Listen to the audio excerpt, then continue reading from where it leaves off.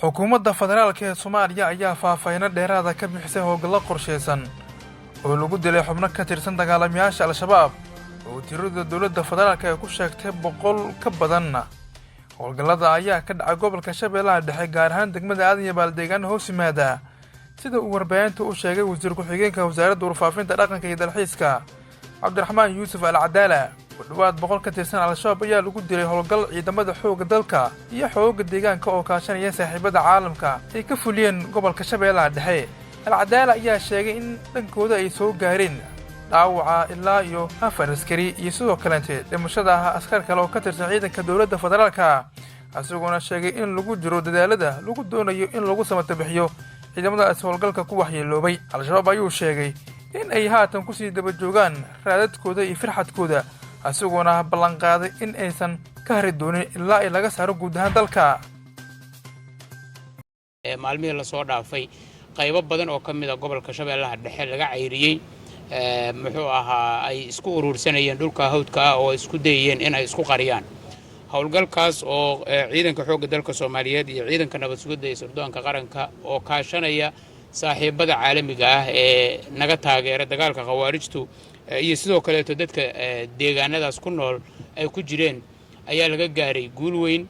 ciidamada qaranka ayaa ku guuleystay in ay jabiyaan maleeshiyaadka halkaas isku urursaday oo isku dayay in ay ku dhex dhuuntaan oo difaac ay ka dhigtaan ama meel ay isku urursadaan ay ka dhigtaan deegaanka Juxay. howlgalkaas oo runtii aad u xoogan waxa lagu beegsaday goobtaas oo ay joogeen dhowr boqol oo ka tirsan maleeshiyaadka khawaarijta ah kuwaas oo ciidamada qaranku runtii ugu dambeyntii ay ku guuleysteen in ay burburiyaan deegaanka Juxayna si buuxda ay gacanta ugu dhigeen oo hadda ay ku jiraan howlgallo nadiifin ah. inta uu socday howlgalkaas ciidanka qaranku waxa ay runtii jab aad iyo aad u weyn gaarsiiyeen maleeshiyaadkii khawaarijta ahaa ee halkaas ku jiray. 88 ka mid ah maleeshiyaadka ayaa la xaqiijiyay geeridooda in halkaas ay ku dhinteen kuwaas oo meydadkooda hadda ay ku howlan yihiin ciidamadu in ay soo ururiyaan. waxa runtii meydadku ay isugu jiraan qaar la arki karo oo la aqoonsan karo oo ilaa hadda 32 ka mid ah ciidamadu ay ku ururiyaan goob gaar ah oo loogu talagalay.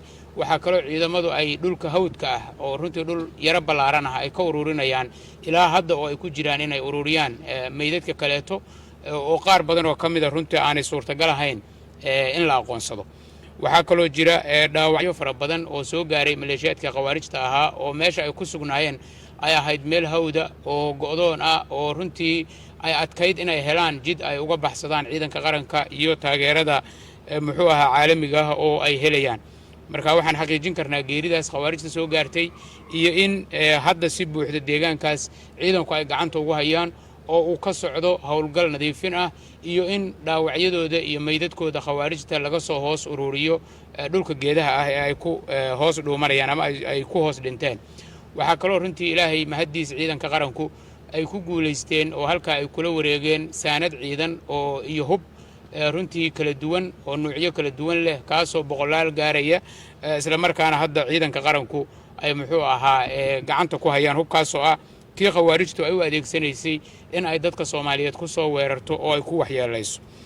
deegaankaas waxa uu ahaa runtii deegaan istiraatiiji ah oo muhiim u ah xasiloonida gobolka Shabeellaha Dhexe iyo gobolka Hiiraan iyo dhamaystirka howlgalka khawaarijta looga nadiifinayo Hirshabeelle oo runtii meel fiican maraya gaar ahaan gobolka Shabeellaha Dhexe.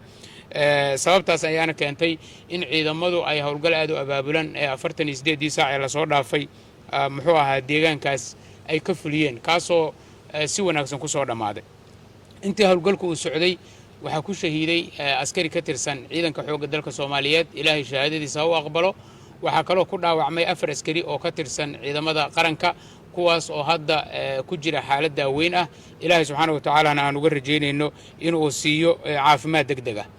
intaas ka sokow waxaan bogaadinaynaa runtii oo aan u hambalyeynaa geesiyaasha qaranka Soomaaliyeed ciidanka qalabka sida ee u taagan in ay naftooda u huraan in ay dadka Soomaaliyeed isaga dhigaan weerarada khawaarijta oo doonaya in ay qof kasta ku dilaan gurigiisa iyo goobta uu joogo. waa u hambalyeynaa nafurnimadooda iyo geesinimadooda. waa mahadsantiin ayaan